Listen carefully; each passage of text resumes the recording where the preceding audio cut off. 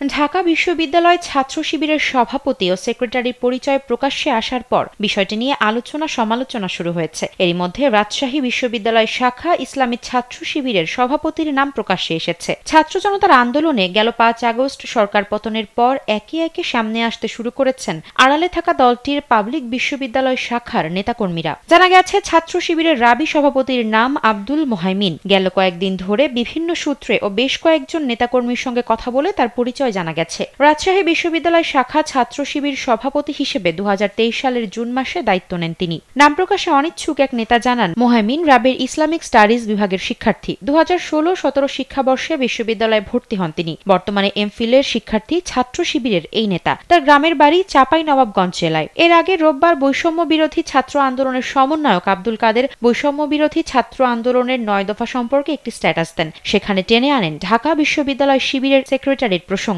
এরপরই শুরু হয় তুমুল আলোচনা। আব্দুল কাদের ওই স্ট্যাটাসে ফরহাদ নামে একজনকে ঢাকা বিশ্ববিদ্যালয়ের শিবিরের সেক্রেটারি হিসেবে পরিচয় করিয়ে দিলেও সেখানে বিস্তারিত কিছু বলেননি। এর আগে গেল শনিবার সামাজিক যোগাযোগ মাধ্যম ফেসবুকে এক পোস্টে সাদিক কায়েম নামে ঢাকা বিশ্ববিদ্যালয়ের রাষ্ট্রবিজ্ঞান বিভাগের এক শিক্ষার্থী নিজেকে শিবিরের ঢাকা বিশ্ববিদ্যালয় শাখার বর্তমান সভাপতি হিসেবে দাবি করেন।